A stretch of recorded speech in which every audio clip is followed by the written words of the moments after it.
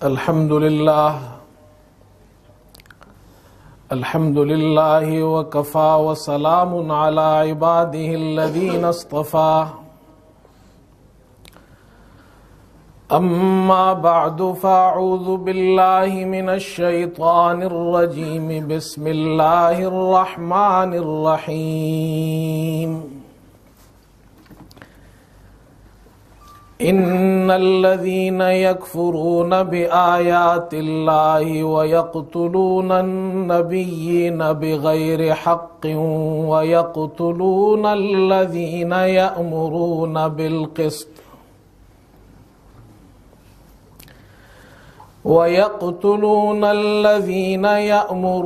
بالقسط من الناس فبشرهم بعذاب أليم أولئك الذين حبطت أعمالهم في الدنيا والآخرة وما لهم من ناصرين۔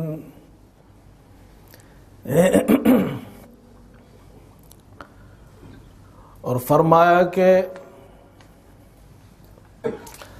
الارض تحیا اذا ما عاش عالمها ومتى يمت عالم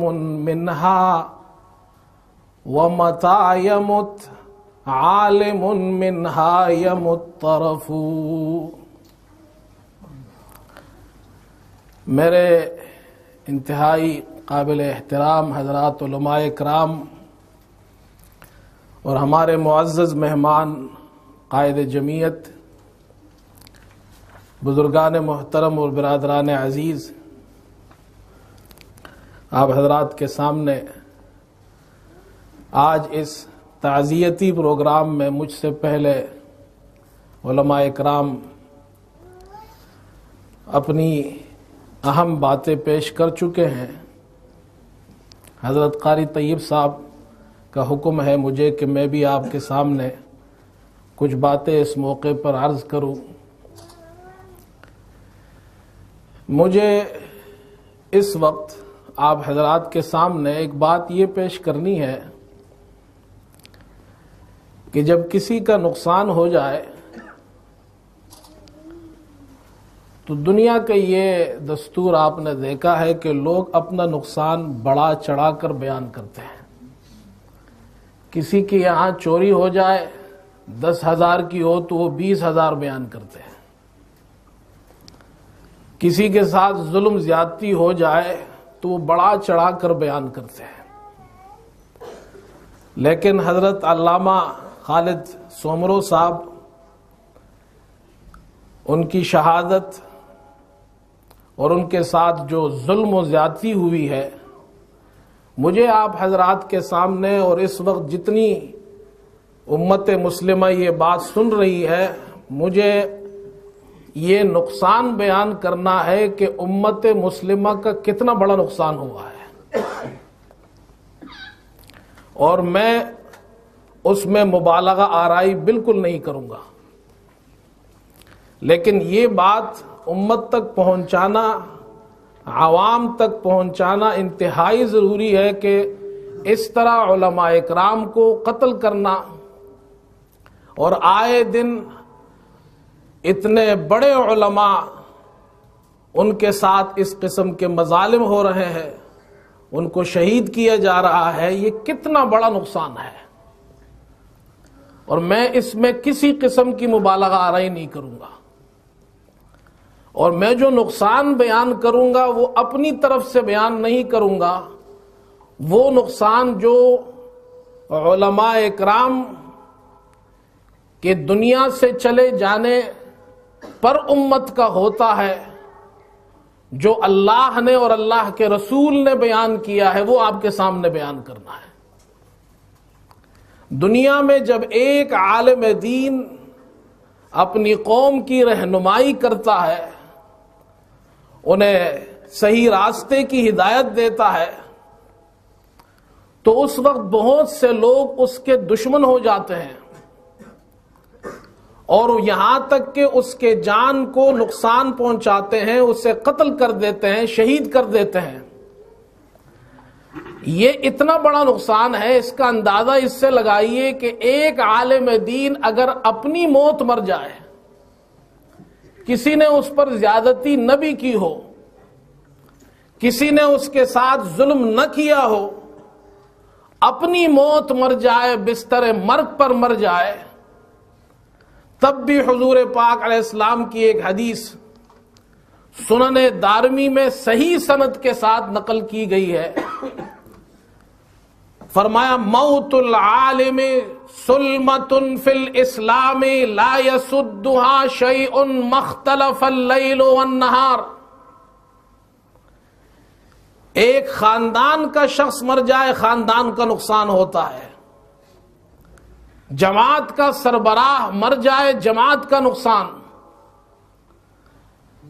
ایک قوم کا وزیر اعظم صدر فوت ہو جائے تو قوم اور حکومت اور ملک کا نقصان ہے.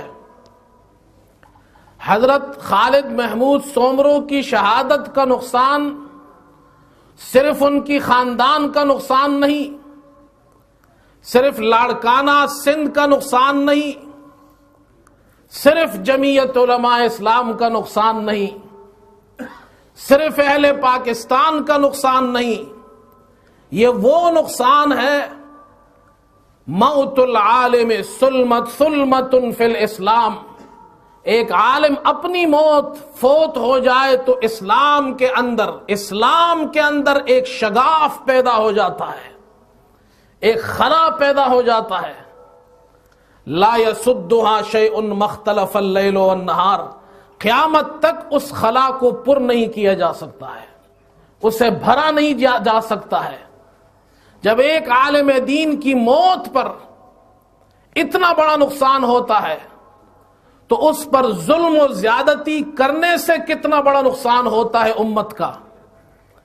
ان کا رہنما ہی نہیں چلا جاتا، ان کا عالم، ان کا راستہ دکھانے والا ہی نہیں چلا جاتا ہے، بلکہ یہ اتنا بڑا نقصان ہے. حافظ ابن کثیر رحمت اللہ علیہ نے ایک جگہ نقل کیا ہے کہ محمد ابن ابو بکر آجری فرماتے ہیں مکے میں ایک شاعر تھا احمد بن غیلان، اس نے مکے میں یہ شعر مجھے سنایا جہاں اللہ کا گھر ہے. الارض تحیا اذا ما عاش عالمها ومتى يمت عالم منها يمت طرف. اس زمین پر، روئے زمین پر جب ایک عالم چلتا ہے، اپنے گھر سے نکلتا ہے مسجد میں نماز پڑھانے کے واسطے یا اللہ کا دین پہنچانے کے واسطے، وہ کسی جنگل، کسی صحرا، کسی شہر، کسی گاؤں میں قدم رکھتا ہے، وہ فرماتے الارض تحیا اذا ما عاش عالمها. عالم دین کا قدم جس زمین پر پڑتا ہے وہ زمین زندہ ہو جاتی ہے. وَمَتَى يَمُتْ عَالِمٌ مِّنْهَا يَمُتْ طَرَفُ. اور جب اس زمین سے عالم دین فوت ہو جاتا ہے تو زمین کا وہ حصہ وہ بھی مر جاتا ہے. ان ظالموں نے اتنا نہیں سوچا پاکستان کی آج کتنی زمینیں مردہ ہو چکی ہے، کتنی زمینیں ہیں کہ آج ان پر یہ خون بہایا گیا ہے، کتنی زمینیں ہیں جو آج زخمی ہو چکی ہے. یہ پوری دنیا کا نقصان ہے، یہ پوری امت مسلمہ کا نقصان ہے. اور یہ میں نہیں کہتا، میرے اللہ کا قرآن کہتا ہے اولم یرو انا نأتی الارض ننقصها من اطرافها. اللہ نے قرآن میں فرمایا کیا انہوں نے نہیں دیکھا کہ ہم زمین کو ہر طرف سے کم کرتے گھٹاتے چلے آتے ہیں. اس حدیث کی ایک تفسیر عبداللہ ابن عباس جو بہت بڑے مفسر صحابی ہے، وہ فرماتے اس حدیث کی تفسیر یہ ہے کہ زمین کا اللہ کس طرح زمین کو گھٹاتے ہیں. فرماتے اس کا مطلب یہ خرابها بذهاب علمائها وفقهائها.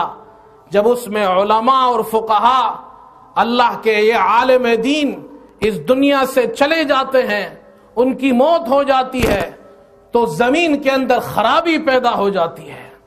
جب ان کی اپنی موت سے زمین میں خرابی ہوتی ہے تو ایسے ظالموں کے ظلم سے جب وہ علماء شہید ہوتے ہیں تو پھر آپ سوچیں کہ کتنی بڑی خرابی اور بربادی ہے.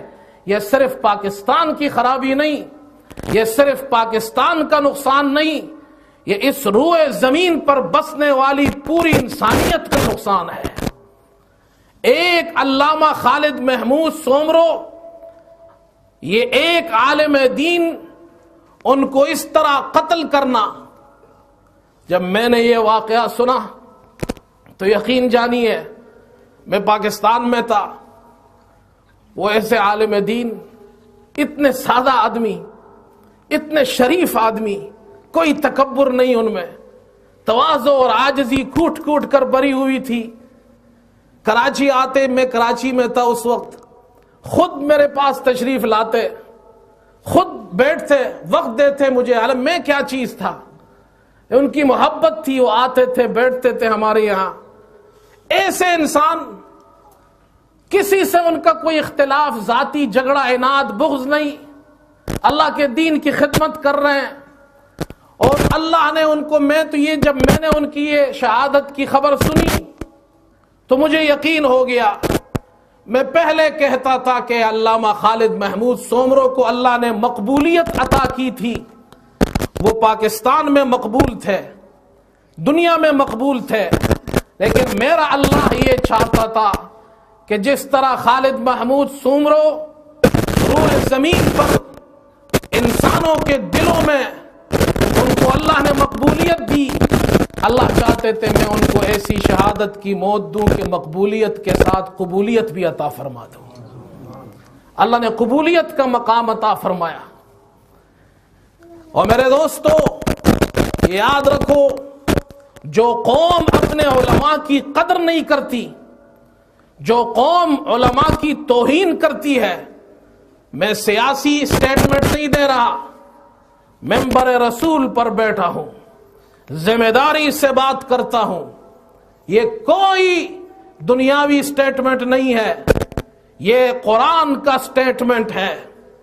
قرآن نے وارننگ کی ہے، جو قوم اپنے علماء کی توہین کرتی ہے، اپنے علماء کی گستاخی کرتی ہے، اپنے علماء کو نقصان پہنچاتی ہے.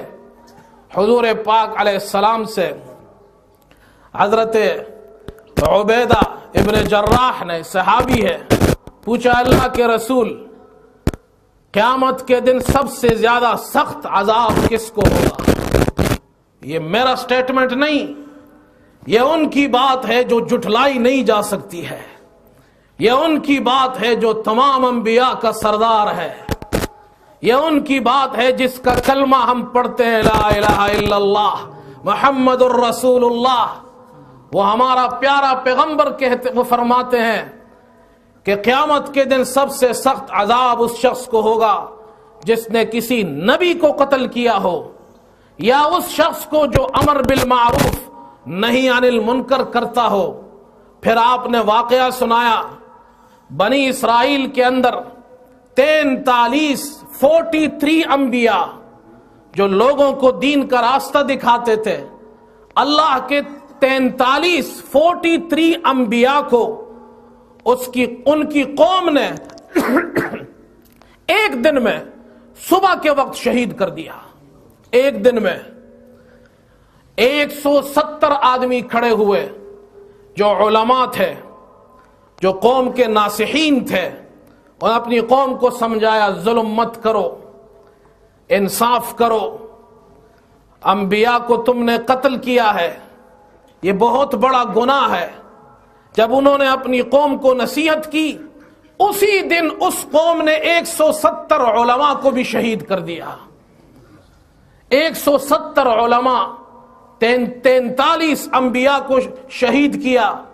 حضور پاک علیہ السلام نے قرآن کی آیت سنائی، ان الذین یکفرون بآیات اللہ ویقتلون النبیین بغیر حق ویقتلون الذین یأمرون بالقسط من الناس فبشرہم بعذاب علیم.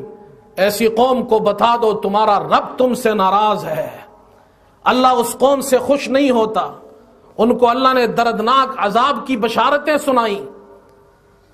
اور آپ جانتے ہیں کہ یہود بنی اسرائیل دنیا کی معزز قوم تھی، دنیا کے اندر تعداد میں زیادہ تھی، عزت اور شرافت میں زیادہ تھی۔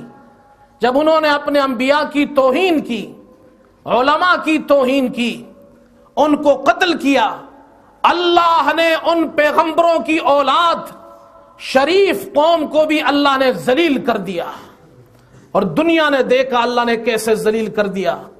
یہ میرے اللہ کا فرمان ہے کہ جو قوم انبیاء کی، علماء کی، اور علماء انبیاء کے وارث ہے، ان کی توہین کرتی ہے، ان کے ساتھ ظلم کرتی ہے، اللہ خود اس پر ایکشن لیتا ہے۔ میں یہ پیغام امت مسلمہ کو پہنچانا چاہتا ہوں کہ آپ تمام مسلمان اپنے علاقے کے علماء کی عزت کرو، ان کا احترام کرو۔ وہ دنیا میں ہے تو اللہ پاک دنیا کو بھی زندہ رکھے ہوئے ہے، دنیا سے ختم ہو جائیں گے، علم اٹھ جائے گا، یہ دنیا بھی مٹ جائے گی۔ اللہ پاک ہمارے اکابرین، یہ علماء اکرام جو ہم سب کو صحیح راستہ دکھاتے ہیں، ان کی زندگیوں میں برکت نصیب فرمائے، اللہ ان کی جان مال کی حفاظت فرمائے۔ ہمارے قائد جمعیت تشریف فرما ہے، اللہ تعالیٰ ان کی عمر میں بھی برکت نصیب فرمائے، اللہ ان سب کی جو ان کے ساتھی ہیں اللہ سب کی حفاظت فرمائے، اور آپ حضرات جو یہاں تشریف لائے اللہ آپ سب کو جزائے خیر عطا فرمائے۔ وآخر دعوانا الحمدللہ۔